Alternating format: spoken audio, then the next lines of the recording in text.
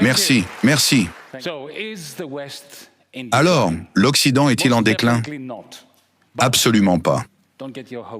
Mais ne vous emballez pas trop. Ce n'est pas une raison de se réjouir, surtout si vous tenez, comme moi, aux valeurs que l'Occident a adoptées au cours des 50, 60 ou 70 dernières années. Maintenant, qui sont ceux qui sont véritablement convaincus et se sont résignés à l'idée que l'Occident est en déclin? En commençant par ce continent, une mosaïque de conservateurs européens, de centristes, de gauchistes, au-delà de l'Europe, des intellectuels du Sud global, et plus récemment, après leur déroute face à un Donald Trump ressurgissant, les démocrates américains. Je pense qu'ils se trompent tous. Jamais auparavant, autant de pouvoir n'a été concentré entre les mains de si peu de personnes et de lieux en Occident. Alors, pourquoi cette obsession pour l'introspection en Occident? Pourquoi tant de personnes, en Occident et ailleurs dans le monde, semblent-elles convaincues que l'Occident s'effondre et perd sa prééminence? En Europe, cette perception trouve une justification.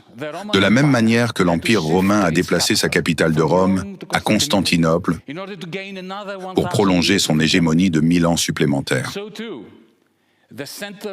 Ainsi, le centre de gravité de l'Occident s'est déplacé de la Grande-Bretagne et de l'Europe vers les États-Unis, exactement comme l'empereur Constantin a effectivement abandonné Rome aux barbares.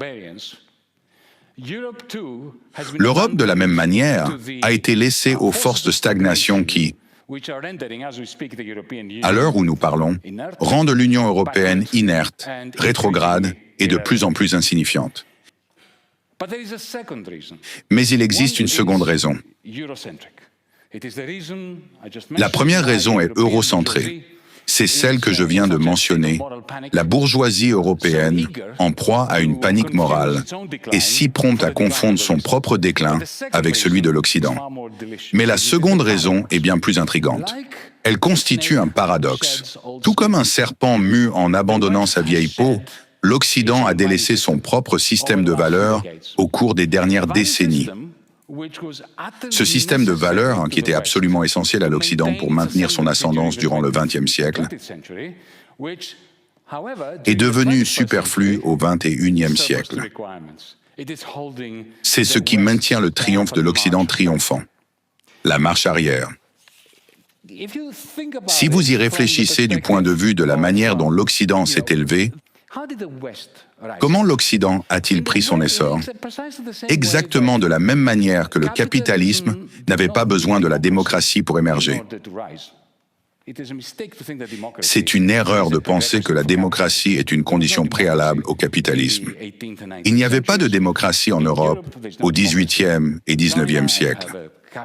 Il n'y a pas de démocratie en Chine. Et pourtant, on y observe une explosion capitaliste. De manière similaire, le système de valeurs occidentales n'a pas été fonctionnel à l'essor de l'Occident. En réalité, c'est tout le contraire. Ce sont l'exploitation brutale sur le plan national, le commerce de l'opium, la traite des esclaves et les nombreux génocides commis dans les Amériques, en Australie et en Afrique, qui ont créé la base de pouvoir de l'Occident. C'était la base des grands empires commerciaux, comme l'Empire néerlandais, l'Empire britannique, l'Empire français et l'Empire portugais. C'était là le fondement. En y réfléchissant, les grandes demeures, ces vastes domaines, les magnifiques opéras et musées comme celui-ci, n'ont pas été fondés sur des principes flous tels que, vous savez, l'état de droit, l'égalité devant la loi, la démocratie ou la solidarité humaine. Ils ont été fondés sur une exploitation brute, crue et sans phare. Alors, quelle est l'origine du système de valeurs occidentales que je chéris personnellement et qui, en fin de compte, a été adopté et embrassé par la plupart d'entre nous en Occident? Quelle est l'origine de cela? Eh bien, pendant longtemps, le pouvoir de l'Occident, au-delà des frontières strictes de l'Occident, était inattaquable. L'Europe a envoyé des millions de colons, généralement armés, aux quatre coins du monde. Comme je l'ai dit, ils ont extrait, soumis et pris un regard sur les autochtones, choisissant de ne pas les considérer comme des êtres humains. Ils ont décidé ou déclaré que leur terre était terra nullius, une terre sans peuple, destinée aux colons avides de cette terre particulière. Le premier geste dans chaque génocide, qu'il ait eu lieu dans les Amériques, en Australie, en Afrique ou dans la Palestine d'aujourd'hui. Cependant, à l'intérieur des frontières de l'Occident, ce pouvoir a été confronté à une résistance importante, des défis substantiels, principalement en provenance de ses propres classes ouvrières appauvries, mais aussi de la petite bourgeoisie. Le pouvoir occidental a été secoué par des crises économiques à domicile,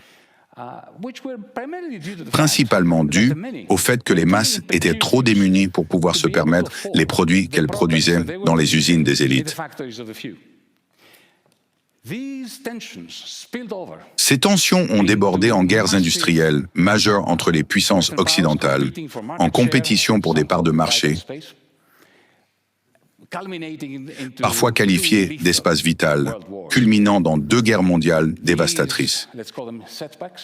Ces revers ont forcé les élites occidentales à consentir à des compromis. Sur le plan domestique, ces concessions se sont traduites par une démocratisation accrue des systèmes de santé publique, de sécurité sociale et de pension.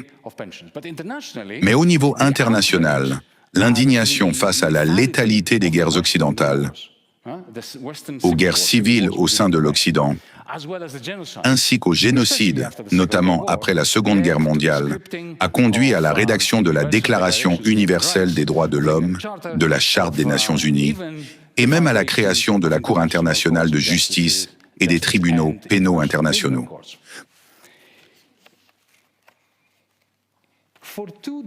Pendant 2 décennies après la Seconde Guerre mondiale, et peut-être un peu plus, l'Occident se délectait de l'éclat chaleureux du système de valeurs occidental que nous avions créé après la Seconde Guerre mondiale. Ce fut une période magnifique qui coïncida avec le transfert du centre de gravité de l'Occident de l'Europe vers les États-Unis. Et ce fut une période, les années 1950 et 1960, pendant laquelle nous avons créé, enfin l'Occident a créé pour être plus prospère, les États-Unis ont mis en place un système audacieux, magnifique et globalement planifié, un système monétaire international connu sous le nom de système de Bretton Woods, qui permettait aux États-Unis de recycler ses propres excédents en Europe et au Japon, garantissant effectivement ses propres exportations nettes vers l'Europe et le Japon, en polarisant les alliés de l'Amérique. Mais ensuite, le 15 août 1971 arrive, le choc Nixon, et tout est remis en question. Ce qui s'était passé, bien sûr, c'est que les États-Unis étaient devenus un pays en déficit. Mais au lieu de se serrer la ceinture à Washington, D.C., les autorités à Washington ont agi autrement. Au lieu de faire ce que l'Allemagne ferait ou imposait à tout le monde de faire, à savoir l'austérité, le resserrement des ceintures, pour éliminer le déficit, ils ont choisi une autre voie. Ils ont fait exactement l'inverse. Ils ont dit, bon, maintenant nous sommes un pays en déficit. Nous avons un déficit commercial de 2 à 3% du PIB. Alors, que faisons-nous? Nous allons appuyer sur l'accélérateur et maximiser le déficit commercial. C'est précisément ce qui s'est passé depuis 1971. Et ce n'était pas un accident. C'était une beauté sauvage à contempler. Car ce déficit commercial en expansion des États-Unis a commencé à fonctionner comme un gigantesque aspirateur qui aspirait les ressources de l'Allemagne, du Japon, puis plus tard de la Chine. les exportations nettes de ces usines, de leurs usines, vers les États-Unis. Et qu'ont fait les capitalistes allemands, japonais, indonésiens, vietnamiens et bien sûr, finalement chinois, avec tous les dollars qu'ils recevaient pour tout ce qu'ils exportaient vers les États-Unis?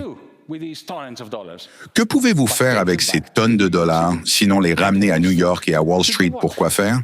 Pour acheter des bons du Trésor américain. En d'autres termes, réfléchissez à cela. C'est remarquable. C'est la première fois dans l'histoire de l'humanité qu'une hégémonie s'est renforcée à mesure que son déficit commercial et son déficit budgétaire augmentaient. Cela n'était jamais arrivé auparavant. Chaque autre hégémonie qui plongeait dans le rouge finissait par s'effondrer. Les États-Unis, eux, se sont renforcés grâce à l'expansion de leur déficit commercial grandissant. Car ce déficit, à travers ce système de recyclage, utilisait les profits capitalistes réalisés en dehors des États-Unis pour les ramener à Wall Street. Ces fonds étaient ensuite utilisés pour financer le gouvernement américain, qui pouvait ainsi se permettre de ne pas taxer les riches ou la classe moyenne au même niveau que nous le faisons en Europe. Cela leur permettait également de maintenir une armée avec 101 bases dans 170 pays. Et qu'ont réellement fait les capitalistes étrangers avec l'argent qu'ils ont ramené à Wall Street? Eh bien, ils ont acheté de l'immobilier, au grand plaisir des types comme Donald Trump, et quelques actions. Mais uniquement les actions que les autorités américaines autorisaient les étrangers à acheter, généralement dans des entreprises de second rang, en raison du protectionnisme. À un moment donné, la classe dirigeante des États-Unis a eu une révélation. Puisque nous faisons confiance aux capitalistes étrangers pour nous renvoyer leurs dollars, pourquoi ne pas leur faire confiance pour nous renvoyer leurs produits manufacturés? Pourquoi ne pas exporter des lignes de production entières au Vietnam, en Chine, en Indonésie, en Inde et dans toutes sortes de pays? Et voilà le résultat, la désindustrialisation. Pour que ce mécanisme de recyclage fonctionne, souvenez-vous que Wall Street est au cœur du système. C'est pour cela que nous avons assisté à la dérégulation de Wall Street sous l'administration Clinton, avec Larry Summers et Tim Geithner, les habituels serviteurs de Wall Street. Cette dérégulation a consisté à démanteler toutes les grandes réglementations, comme le Glass-Steagall Act, ainsi que les vestiges de la magnificence de ce qu'était autrefois le New Deal dans le système de Bretton Woods. Vous avez besoin d'une idéologie, vous avez besoin d'un vernis de respectabilité, vous avez besoin d'une théorie, une économie politique. Ainsi, l'ascension de ce qu'on appelle le néolibéralisme, qui d'ailleurs n'est ni nouveau ni libéral. Avec ce manteau de respectabilité, cette philosophie politique et cette économie politique, et des serviteurs zélés au sein du gouvernement, comme Larry Summers et consorts, le système a pris forme. Wall Street a été autorisé à agir sans limite, construisant des montagnes de produits dérivés sur le dos du tsunami de capitaux en provenance d'Europe, du Japon et plus tard de la Chine, qui affluaient dans les livres des banquiers de Wall Street. Vous vous souvenez de l'histoire des frères Grimm avec ce chaudron magique qui produisait sans fin tout ce que son propriétaire lui demandait? Et vous vous rappelez comment cela se termine? Le village est inondé de bouillie. Eh bien, c'est exactement ce que Wall Street a fait. Il a inondé les circuits financiers occidentaux avec ces armes massives que Warren Buffett a si bien qualifiées d'armes de destruction financière massive, lesquelles ont fini par s'enflammer en 2007 et explosé en 2008. Et alors, dans un état de panique totale, les grands dirigeants de l'Occident se sont rassemblés à Londres en avril 2009 sous la présidence d'un certain Monsieur Gordon Brown. Et ce qu'ils ont décidé de faire, c'est de sauver la finance en imprimant, puis imprimant encore. Entre ce moment-là et aujourd'hui, ils ont imprimé 35 000 milliards de dollars pour soutenir le secteur financier, soit 35 billions de dollars. Pendant ce temps, ils imposaient une austérité sévère à leur propre population. Résultat, un socialisme pour les financiers et une austérité brutale pour le peuple.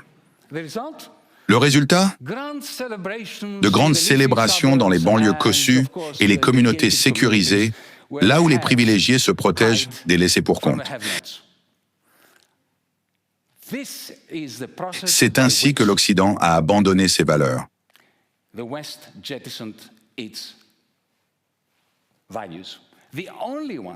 Les seuls à avoir investi une petite part, voire une large part, mais proportionnellement modeste, de ces milliers de milliards fraîchement créés furent les géants de la tech. Et cela leur a donné le pouvoir de polluer nos esprits, contrôler nos pensées et empoisonner nos conversations. Alors, mesdames et messieurs, permettez-moi de conclure en disant que l'Occident n'est pas en déclin. Il est en plein essor, comme je l'ai dit, avec Wall Street qui bat son plein, mais il se défait de son système de valeurs et nous avançons vers la conclusion naturelle, mathématique et logique de ce processus.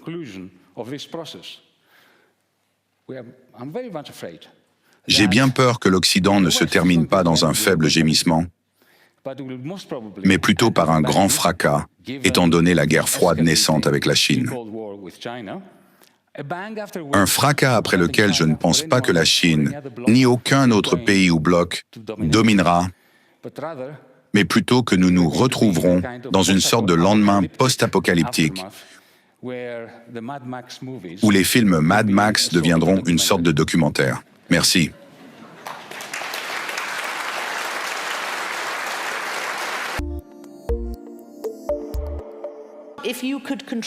Si vous pouviez contrôler les choses, souhaiteriez-vous que toutes les autres nations deviennent aussi riches que l'Occident? Souhaiteriez-vous qu'elles deviennent aussi démocratiques que l'Occident?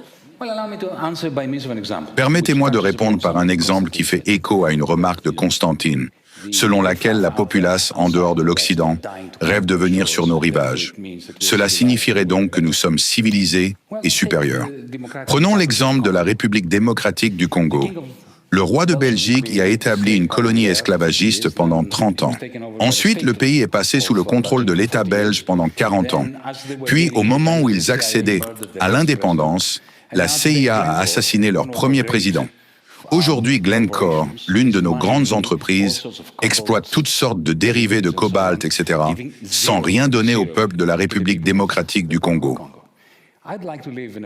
J'aimerais vivre dans un Occident qui ne serait pas un parasite des peuples, qu'il dénigre ensuite en disant « Vous êtes de la populace et vous voulez venir dans un magnifique jardin. » Et c'est pourquoi, vous savez, notre rêve est de les empêcher de venir, ce qui est votre rêve.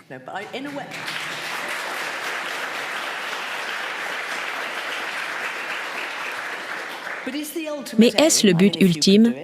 Je veux dire, si vous pouviez faire en sorte que, oui, les compagnies minières ne fassent pas ce qu'elles font dans d'autres nations, mais que ces nations se développent. Je me demande simplement si le rêve est un monde multipolaire. Eh bien, très brièvement, le rêve est d'avoir une coopération, une solidarité et un développement authentique pour tous les habitants de cette planète. Le monde multipolaire est une idée atroce dont les conséquences seront exactement celles que nous observons lorsqu'un monde multipolaire existe au sein d'un même pays, comme le Mexique. Le Mexique est contrôlé par un grand nombre de cartels. Et lorsqu'un d'entre eux est éliminé, cela entraîne un combat chaotique pour la domination. De même, un monde multipolaire conduira inévitablement à des conflits, car quelqu'un devra forcément être au sommet. Vous savez, le point de Yanni sur la coopération est absolument merveilleux, mais la meilleure façon de prédire le comportement humain est d'examiner le comportement humain dans le passé. Quand a-t-on connu cette grande époque où tout le monde s'asseyait simplement ensemble? C'est un bon argument pour ramener l'esclavage, car presque toutes les sociétés, jusqu'à il y a 200 ans, avaient l'esclavage.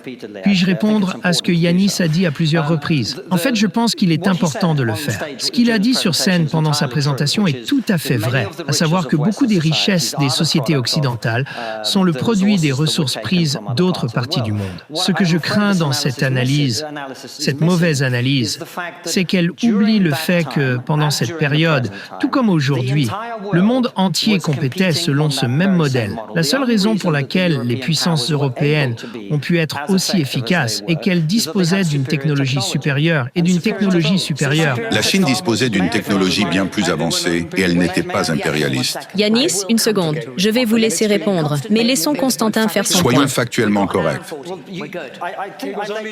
Seule l'Europe s'est lancée dans une entreprise de destruction.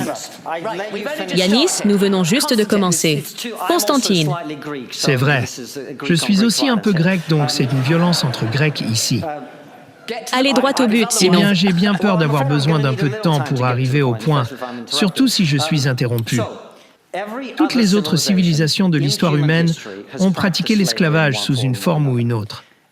Toutes les autres civilisations, y compris les Amérindiens, qui réduisaient en esclavage leurs semblables et quiconque ils pouvaient le trouver. La traite arabe des esclaves à travers le désert du Sahara était pire et a duré plus longtemps que la traite transatlantique. Et tous les autres grands empires de l'histoire ont tenté de pratiquer l'esclavage au mieux de leur capacité, exactement comme Yanis accuse à juste titre les puissances occidentales de l'avoir fait. La raison pour laquelle l'Occident a été plus performant dans ce domaine est qu'il était technologiquement plus avancé et capable de transporter des personnes à travers les océans, ce qu'aucune autre civilisation ne pouvait faire à l'époque. Oui, il est vrai que l'histoire de l'Occident est une histoire de colonialisme et d'esclavage, mais c'est uniquement parce que nous étions meilleurs à cela que les autres. C'est la seule raison pour laquelle nous sommes là où nous sommes aujourd'hui. D'accord. Donc, pour revenir à la question spécifique, devons-nous viser un monde multipolaire? Vous diriez, regardez, nous sommes dans un monde compétitif. Compétons simplement contre tout le monde. Je dirais que le meilleur monde est un monde stable.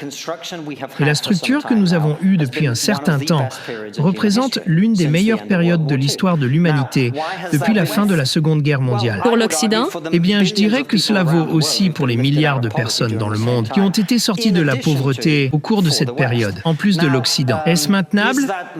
Eh bien, je pense que c'est la question sur laquelle nous débattons.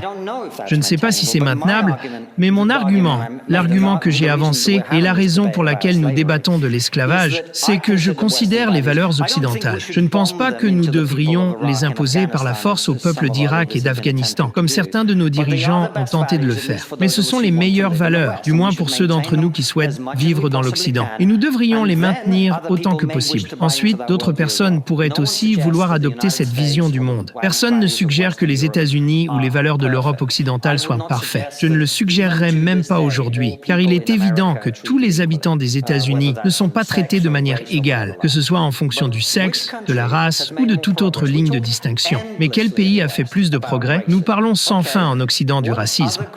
D'accord. Quelles autres grandes civilisations dans le monde sont meilleures que nous en matière de relations raciales? Est-ce la Russie? La dernière fois que j'étais en Russie, une chanson passait dans le métro qui disait « Ils ont tué un noir. Là, il ne peut plus jouer au basket ». En Chine, l'une des publicités les plus populaires à la télévision montrait une jeune fille chinoise qui est approchée par un homme noir. Elle le repousse et le pousse dans une machine à laver. Elle met le produit qu'on annonce dans la machine. Et quel est le résultat? Il en sort chinois. Où est donc ce grand monde auquel nous nous comparons? On ne peut pas comparer notre civilisation à une utopie. Il faut la comparer à la réalité. Et dans la réalité, nous sommes la meilleure civilisation qui existe aujourd'hui. C'est pourquoi nous devons maintenir notre domination à travers le monde. Et personne ne semble contester cela. Sommes-nous assez bons? Je ne suis pas du tout d'accord avec ça. Beaucoup de gens soutiennent Mais cela. sommes-nous assez bons? Je veux juste. Nous ne serons jamais assez bons. Êtes-vous assez bon? L'êtes-vous? Est-ce que je suis assez bon en tant qu'être humain? Ai-je trouvé la bonne façon de traiter ma femme ou mon fils pour pouvoir dire que je n'ai plus besoin de m'améliorer, que je suis cette personne parfaite? Y a-t-il un seul être humain au monde qui n'est pas un psychopathe capable de faire cette affirmation? Non. Alors pourquoi devrions-nous attendre de notre civilisation qu'elle soit parfaite? Nous devrions seulement attendre qu'elle soit aussi parfaite qu'elle puisse l'être et meilleure que les autres. C'est tout. Il n'y a que la comparaison et rien d'autre. Et si vous nous comparer au pays du lait et du miel. Vous êtes dangereux. D'accord, mais je dirais qu'il y a une troisième chose. Ce n'est pas seulement accepter que nous ne sommes pas parfaits et que nous sommes meilleurs que les autres, mais aussi travailler activement à nous améliorer, ce que je ne vous entends pas défendre. Eh bien, vous ne m'avez pas posé la question. Nous avons eu cette discussion très brièvement.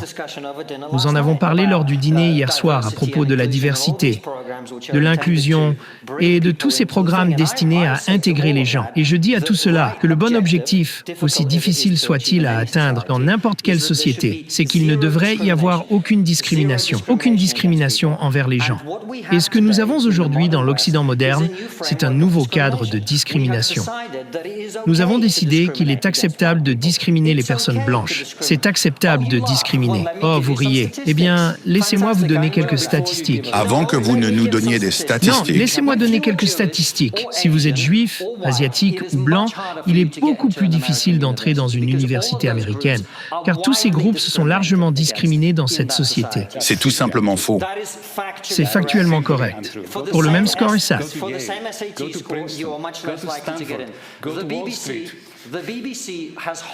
La BBC propose tout un éventail de postes qui ne sont pas accessibles aux personnes blanches.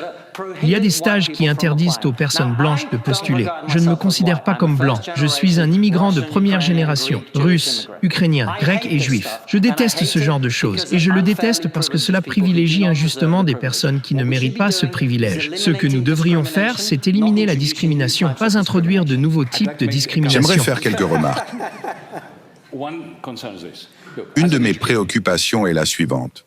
En tant qu'enseignant, il m'est arrivé de nombreuses fois d'avoir dans ma classe des jeunes qui, en raison de leur milieu défavorisé, avaient besoin de plus de mon attention. D'accord ? En raison de leur milieu défavorisé, ils n'avaient pas les mêmes outils que les autres enfants. Alors, je leur consacrais plus d'attention, ce qui signifiait, parce que c'est un jeu à somme nulle, il n'y a qu'un nombre fixe d'heures dans une journée, que cette attention supplémentaire n'était pas donnée aux autres enfants qui étaient avantagés ou venaient d'un milieu privilégié. Qualifier cela de discrimination, parce que je n'ai pas réparti mon temps également entre tous, revient à ne pas comprendre que, pour instaurer la méritocratie, pour faire émerger les talents des enfants défavorisés, et bien sûr, le désavantage est fortement corrélé au genre, à la race et au milieu ethnique. Qualifier cela de discriminatoire dans la poursuite de la méritocratie revient essentiellement à aller à l'encontre des faits. Le deuxième point que je voulais souligner, très brièvement, Je n'ai pas appelé cela de la discrimination. Je parlais des admissions. quand vous dites dans les universités que nous allons prendre des personnes issues de la classe ouvrière et donc... Je parlais des admissions. D'accord, mais je dois faire le deuxième point. Car je pense que c'est une question qui touche peut-être à la différence la plus profonde entre Constantin et moi. Nous avons une chose en commun. Nous avons tous les deux grandi sous une dictature, mais une dictature très différente. Lui a grandi en Union soviétique. Moi, j'ai grandi sous la dictature fasciste grecque soutenue par l'OTAN. Et je le dis parce que vous avez tendance à penser en termes de nous, l'Occident, contre eux, et eux étant les Chinois non civilisés, ou les Russes meurtriers, ou les Africains qui tentent, vous savez, de venir sur nos côtes. En raison de mon parcours, j'ai une tendance très différente. Vous voyez, en grandissant en Grèce, nous faisions partie de l'Occident. Nous faisions partie du Conseil de l'Europe, nous faisions partie de l'OTAN. Et pourtant, la police secrète a défoncé notre porte et enlevé mon père. Nous avons vécu dans la terreur d'une dictature fasciste. Donc je sais comment ne pas voir le monde comme nous contre eux. Je peux voir, vous savez, de manière intéressante, mon père, le même père, quand la dictature est tombée, m'a dit de manière très claire que je devais étudier en Grande-Bretagne pour ne pas avoir à faire face à la police secrète. Je peux donc comprendre l'importance et chérir l'importance des valeurs occidentales, tout en reconnaissant la relation dialectique.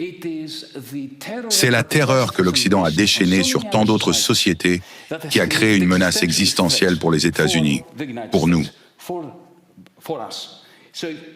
Alors permettez-nous de considérer, ne serait-ce qu'un instant, la possibilité que cette opposition entre nous et eux, l'Occident contre le reste, soit le problème fondamental, celui qui condamne essentiellement l'Occident à la déclinaison de ses valeurs, ce qui pourrait aboutir à un grand fracas et non à un simple murmure. La perspective de l'humanité dépend de ne pas suivre la voie de Constantin, qui consiste à maintenir un monde unipolaire. Un monde unipolaire est toxique. Il nous mène rapidement à l'extinction pour deux raisons. La première, que j'ai déjà mentionnée, mais que je répéterai une fois de plus parce que nous n'en avons pas suffisamment discuté. Je l'ai abordée à plusieurs reprises, mais cela disparaissait. La première, bien sûr, est l'urgence climatique, le désastre climatique. Sans une humanité véritablement multipolaire et démocratique, où les Indiens, les Chinois, les Africains, les Européens sont représentés, il n'y a aucun moyen que nous puissions survivre sur cette planète. Donald Trump. Oui. Vous savez, Constantin argumentait en faveur d'un Occident unipolaire. Eh bien, il n'y a pas de choses telles que la Grande-Bretagne. Même s'ils ont une place au Conseil de sécurité, c'est les États-Unis. Et vous avez un président qui ne croit pas au changement climatique. Il pense que c'est des balivernes. Il est donc clair pour moi, je n'ai pas besoin de m'étendre. Le point est que l'avenir de l'humanité dépend d'un monde multipolaire dans lequel il y a plus de proportionnalité entre les nombres, les perspectives et le pouvoir. Le deuxième point, Constantin, et je m'adresse à vous parce que c'est cela qui a été le cœur du débat ce soir, et j'ai vraiment apprécié cela. Et merci beaucoup de m'avoir procuré une joie incroyable. Je me souviens qu'en 2001, je manifestais devant l'ambassade de Russie à Londres contre Poutine.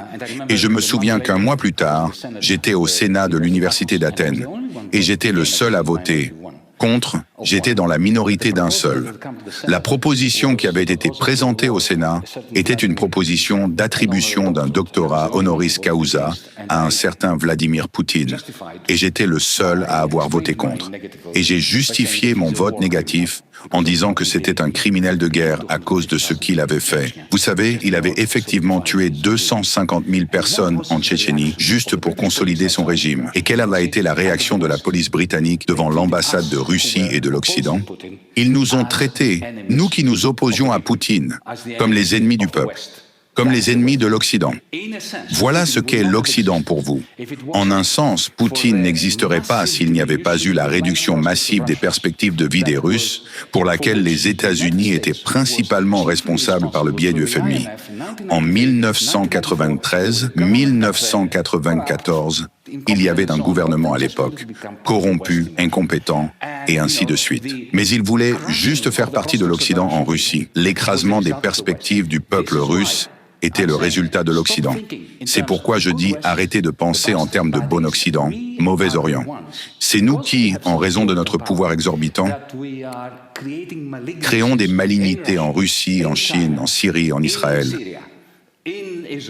par nos politiques néfastes et assez à court terme.